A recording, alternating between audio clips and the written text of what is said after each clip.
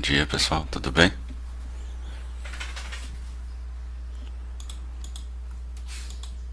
Hoje nós vamos falar um pouquinho do Evangelho, como sempre, no capítulo 19.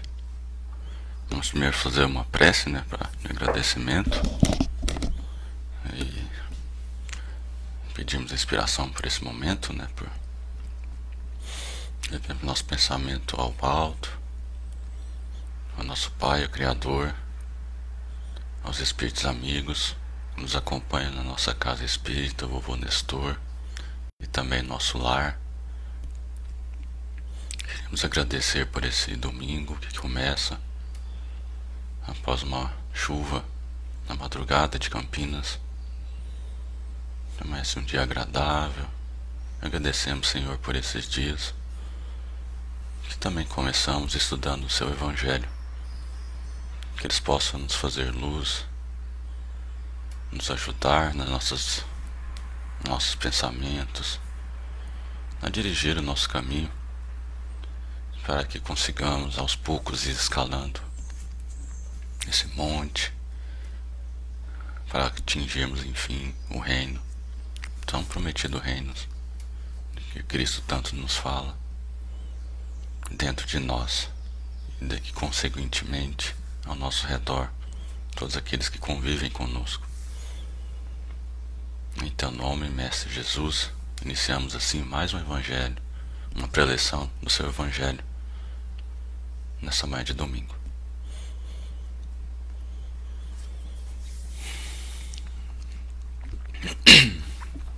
Bem, hoje, pessoal, nós vamos falar um pouquinho sobre o capítulo 19. O título é A Fé Transporta Montanhas. Colocar aqui no chat. Vamos falar dos itens 1 até 7 e depois 11 e 12.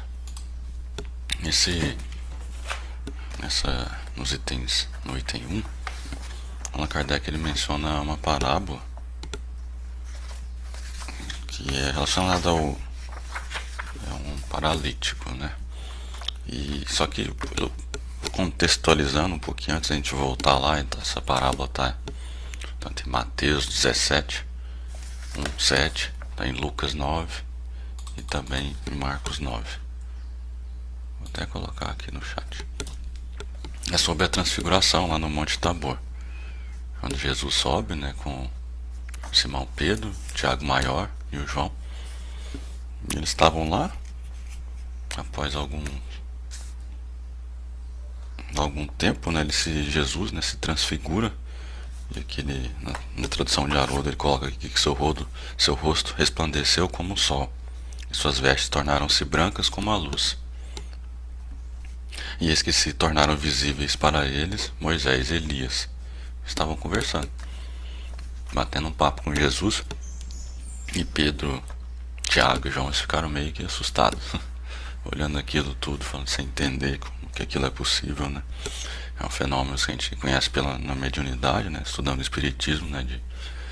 Fenômenos de materialização desses espíritos, também dessa transfiguração do Cristo, né? Fenômenos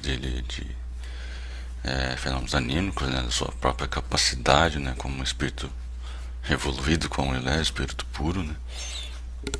E eles ficaram apreciando esse momento, né? Tem toda aquela questão da vinda de Elias, né? Que não vem ao caso aqui hoje.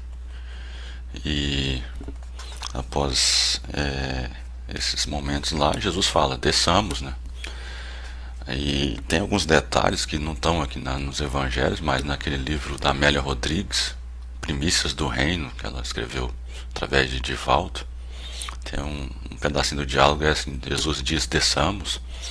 Aí só que o Simão Pedro indaga, não poderíamos ficar mais um pouco por aqui? Tá tão bom, né? Ele fala assim, é necessário descer. Busquemos os que não dispõem de forças para subir. Então assim, o Evangelho é muito bom, tudo aquilo era maravilhoso, mas era necessário servir, né? É muito importante servir. Depois eu posso até sobrar tempo contar mais alguns casos desses, Tem por exemplo, um monge, eu esqueci agora os detalhes todos, mas ele sempre orava fervorosamente lá no seu mosteiro, lá quando ia dormir, pedindo, né, para estar em contato com Cristo, para viver aqueles momentos maravilhosos com Ele. E muitas vezes fazendo isso, até que um dia ele, ao abrir os olhos, ele se depara com Cristo, né, lá na sua cela, vamos dizer assim, lá no seu quarto. E ele fica lá se deslumbrando naquele momento maravilhoso, mas chega uma certa hora que bate o sino, né, dos trabalhos, né, que a população vinha até o quarto do mosteiro para talvez receber a sopa, receber uma palavra de carinho, né. E esse monge fica na dúvida: o que que eu faço agora? O que que eu faço? E depois de uma resistência muito grande, ele sai e vai realizar seu trabalho. E fica lá horas e horas e pensa: bem, vou voltar para o meu quarto e, né, já vou ter perdido o Cristo, não vou mais vê-lo, né. E não é sua surpresa que quando ele chega de volta no quarto, tá lá o Cristo, ainda continua lá. Ele diz, né, estou só resumindo aqui: se você não tivesse ido, você não conseguiria mais me ver aqui, eu não estaria mais aqui.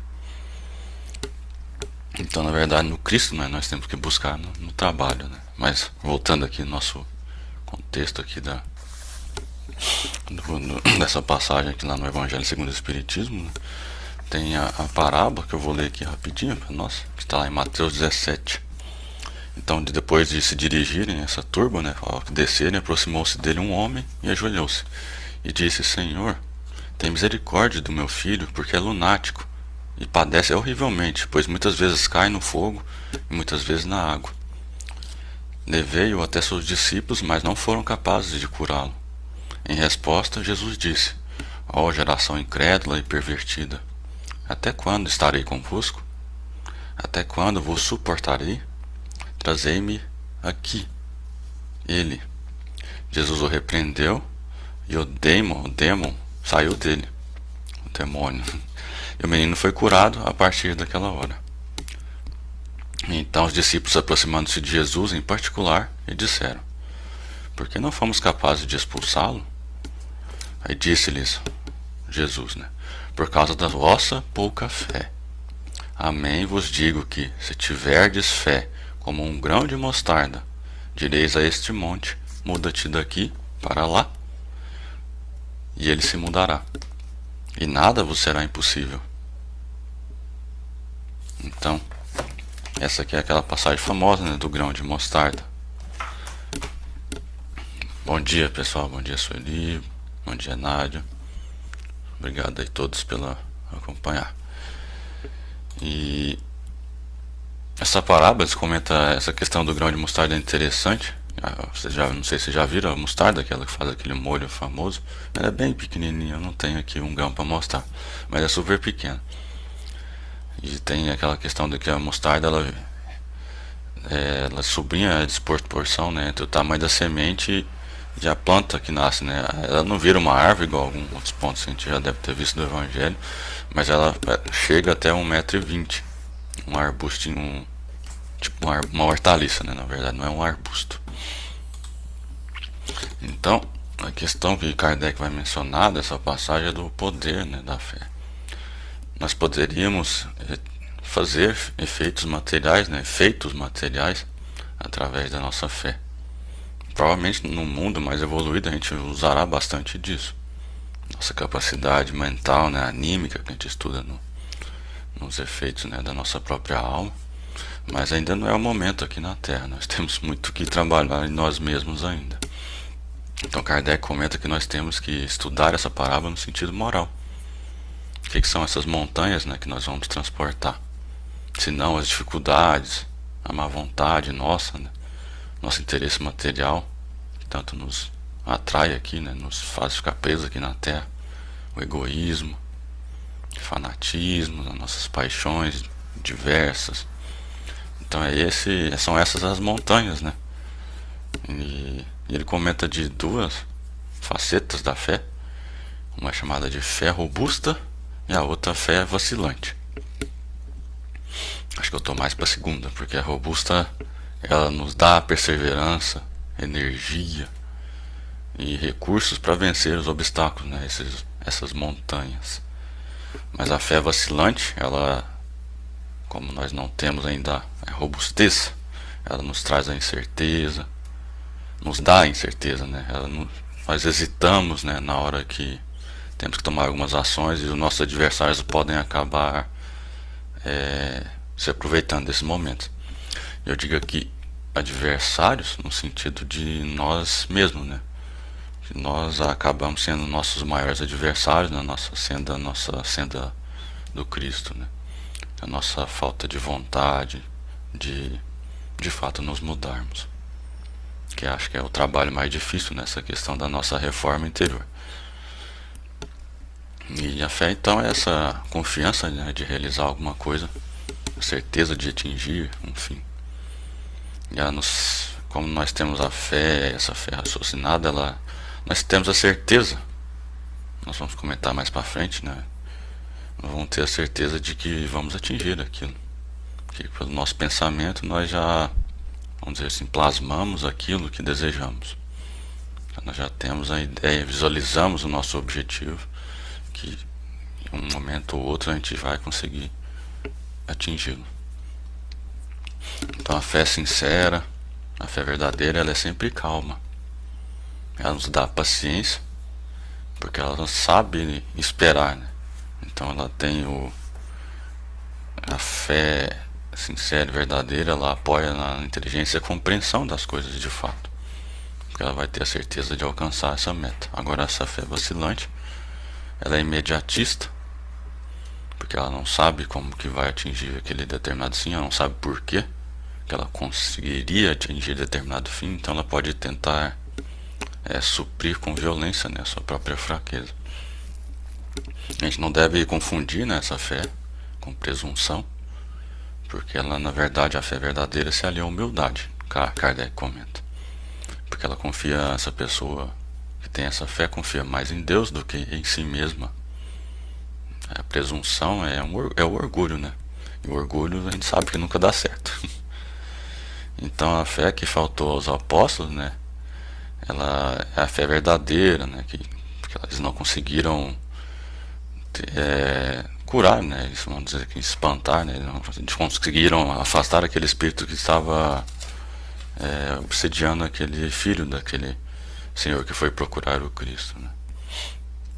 Então faltou essa fé para que eles conseguissem ajudar, né, naquele caso. Os apóstolos conseguissem ajudar naquele caso.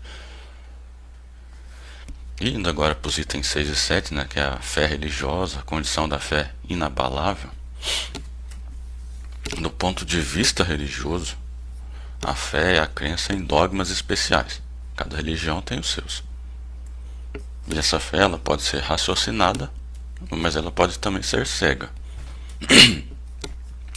O lance da fé cega é que ela aceita tanto o verdadeiro como o falso.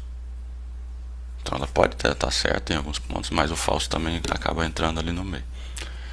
Então isso pode chocar, né, com os fatos, com a evidência, com a razão, né, já que está aceitando coisas que não são verdade. E ao excesso, né, essa fé cega, ela pode produzir o fanatismo, né, que a gente teve problemas na história, né, da humanidade, e ainda temos, porque ela se apoia no erro, né? Uma hora, se ela se apoia em algo que não é verdade, uma hora isso vai cair. É como uma construção feita numa base fraca, né? Uma hora bater um vento mais forte e cai, um terremoto ela cai. Então as situações, as tribulações da vida uma hora vão revelar que a fé não era uma fé robusta, era uma fé que se apoiava em algo que não era válido. Mas a fé apoiada no verdadeiro, não teme progresso, né? Pois a verdade na escuridão ela continua sendo verdade quando você começa a entender mais as coisas, né? Pois a verdade na escuridão não deixa de ser a claridade, não deixa de ser a claridade do dia. Essa frase de Kardec ela é interessante. Eu lembrei de Newton, né, quando formulou as leis da física, 1700 alguma coisa, se eu não estou enganado. E agora, chegando no século XIX e XX, a gente teve a física moderna, a questão da física quântica, né? E tudo isso, a física de Newton não deixou de ser verdade, ela só apenas foi ampliada, né? A física quântica você consegue explicar fenômenos que a física de Newton não explicava. Mas a de Newton não deixou de ser verdadeira de forma alguma nos cenários em que ela é válida. Então, outra parte interessante que Kardec ele tem uns termos muito bons, né? Que ele falou que a fé não se prescreve. A gente não pode chegar ali na farmácia ou chegar no seu médico e pedir, ó, estou precisando de um pouco de fé. Se puder escrever, botar uma receitinha pra mim, eu vou comprar um remedinho ali, ó. Seria ótimo. Mas infelizmente não temos essa. Não é possível isso. É algo que você tem que construir dentro de si. Isso pode levar muito tempo, né? E todos vamos possuí-las um dia, mesmo aqueles que têm menos vontade, né? Muitos vão dizer, não tenho vontade, eu não consigo. Mas ele, Kardec é bem duro nessa parte. Ele fala que isso é descaso. Isso é mais temor, né? Medo de ter que mudar. Você não quer mudar seus hábitos.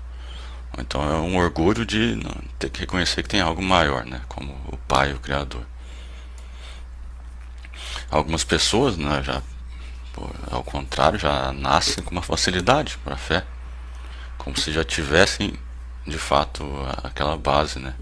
E falta uma pequena centelha, como ele comenta, para iniciar, para ativar, né, essa fé, que faltava nessa pessoa. Me lembrou aqui agora o caso de Saulo, né, quando encontra Jesus na estrada de Damasco, né, que faltou aquela. Tá certo que ele perseguia os cristãos e de repente ele passa a ser o maior, né, o maior de todos os apóstolos, né, na sua propagação, né, pro mundo gentil, né, da palavra do Evangelho. Então isso é sinal de progresso anterior, né, que o Espírito já havia conquistado. Não foi dado, não é uma dádiva, ele é uma conquista do Espírito.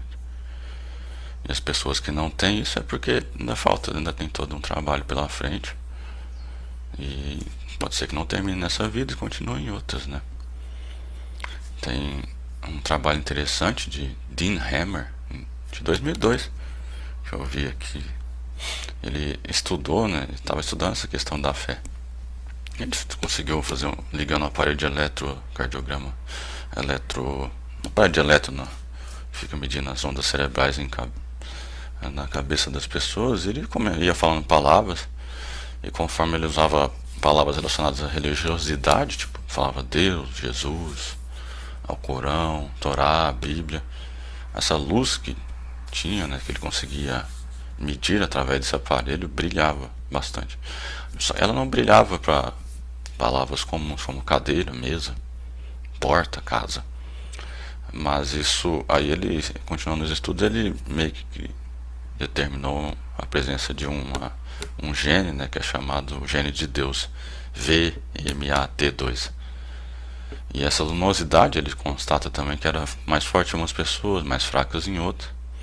E era quase que apagada nos que se diziam ateus. Mas não era totalmente apagada mesmo quando diziam que não acreditavam. Então todos na verdade temos de alguma forma essa fé dentro de nós, esse gene da fé. Eu vou até colocar aqui no chat aqui pra gente. Então é como mesmo aqueles que se diziam ateus, né, era como se um grão de mostarda que um dia ainda vai se tornar uma verdadeira, uma planta enorme, grande, produzindo muitos frutos.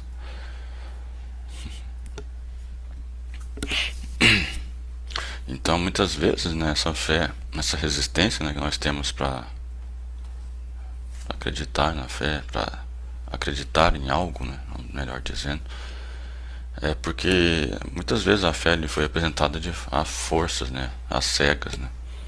Isso aconteceu muito, né, ao longo da história, né, a gente tentamos sempre impor a fé aos outros, né, mas sem uma perfeita compreensão daquilo que devemos crer, essa que forma essa base, né,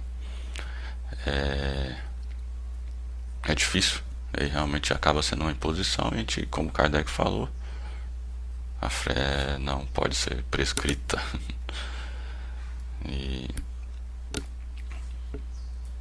Então, continuando, então essa questão do dogma, né, da fé cega, diz Kardec, é o que produz o maior número de incrédulos. Ele fala isso em 1864, mas provavelmente até hoje ainda é válido. Por que ele diz isso? Porque você tem que abrir mão, né, do raciocínio, do livre-arbítrio, né, para acreditar nessa fé sem base, sem fundamentos. Esse tipo acaba deixando algo vago, que nos deixa dúvidas, né, e com isso, né, temos aquela frase famosa de Kardec que diz que a fé é inabalável, é somente a que pode encarar a razão face a face em todas as épocas da humanidade. Então nós temos que ter essa fé. A fé inabalável é somente a que pode encarar a razão face a face em todas as épocas da humanidade. E terminando essa parte que Kardec explica sobre a fé, né, temos algumas mensagens, né, dos Espíritos. E a primeira delas é intitulada A Fé, Mãe da Esperança e da Caridade.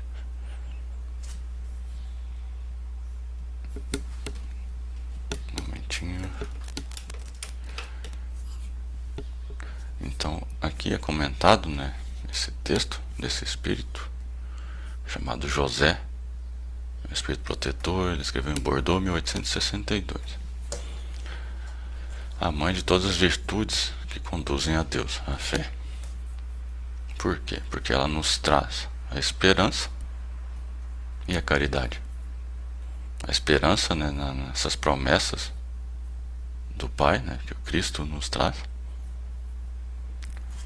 Mas ao mesmo tempo essa fé nunca deve ser parada, né? Ela nunca deve ser só uma fé imóvel. Ela tem que ser ativa.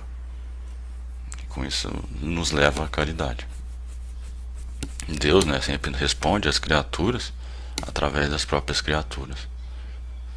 E voltando aqui naquela parte lá do Tabor, né, Jesus comentando que deviam descer do monte para ir ao encontro daqueles que ainda não podiam subir. A fé ativa é a caridade. É o mesmo caso daquele monge que eu comentei também mais cedo, que estava na presença do Cristo. Ele teve que abdicar, entre aspas, né, daquele contato mais direto com Cristo para ir às criaturas. Mas é esse a verdadeira forma, né, de caridade, né, que a fé nos traz. E a fé, ela é a base da regeneração, né? Ela tem que ser forte, ela tem que ser durável, ela consegue inventar qualquer tentativa de engano, de zombaria daqueles que não acreditam.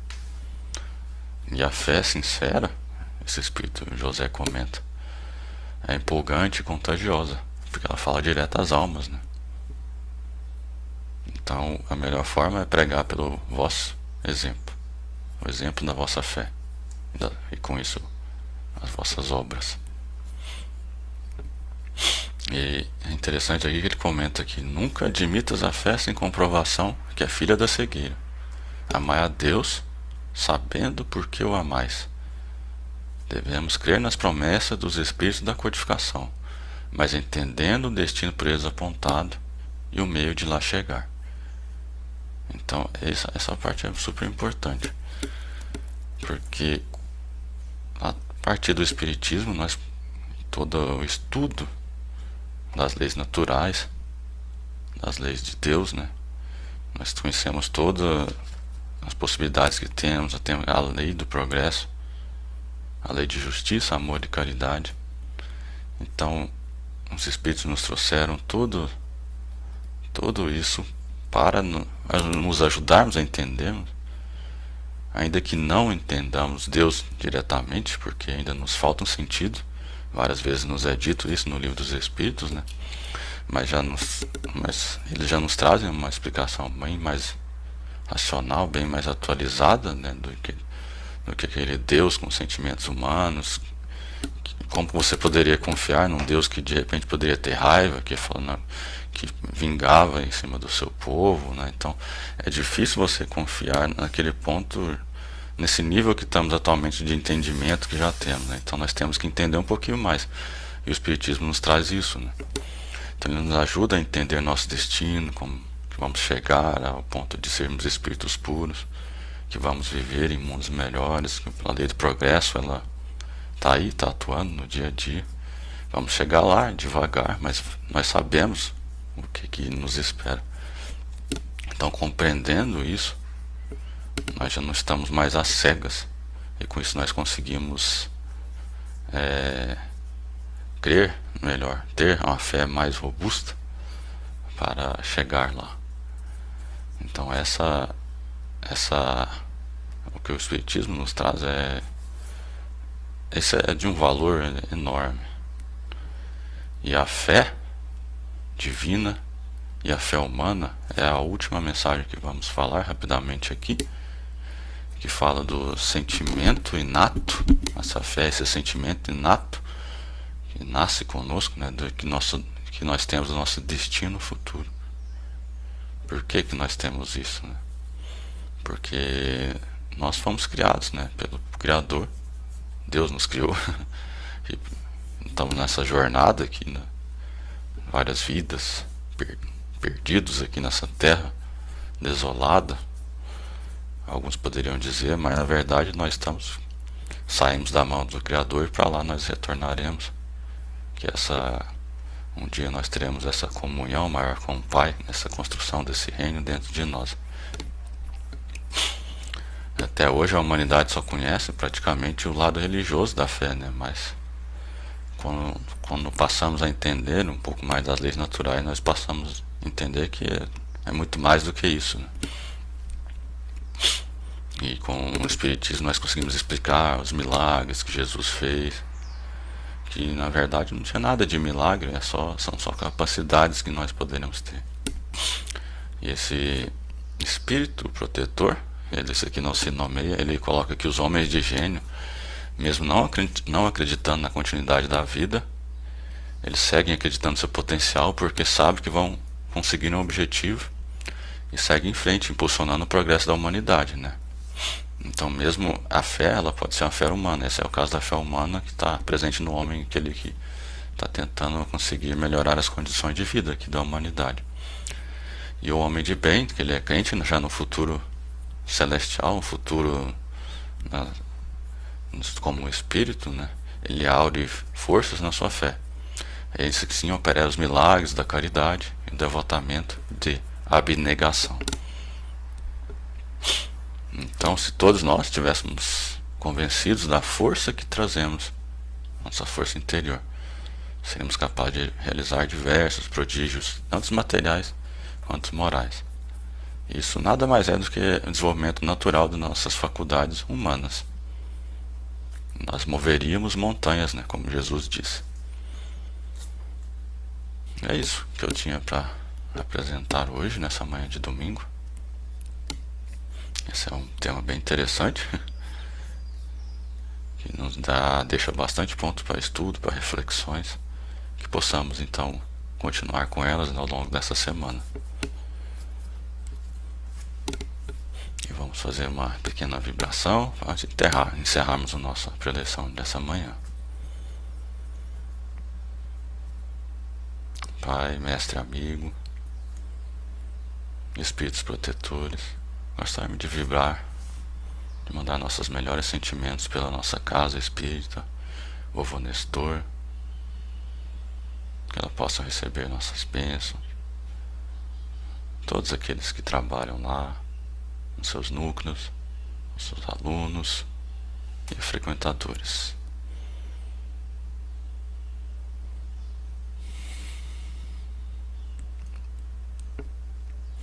Nós estarmos agora, Senhor, de pedir por alguém especial que venha à nossa mente, que esteja precisando de carinho, de bons sentimentos, fluidos, para se recuperar, para vencer alguma dificuldade ou dificuldades que esteja enfrentando.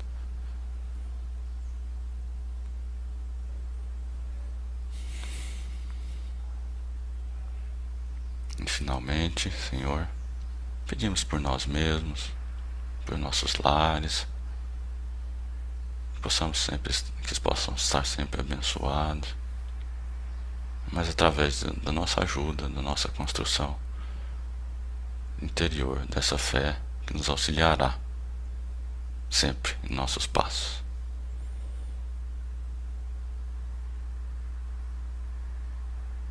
Muito obrigado a todos e até uma próxima.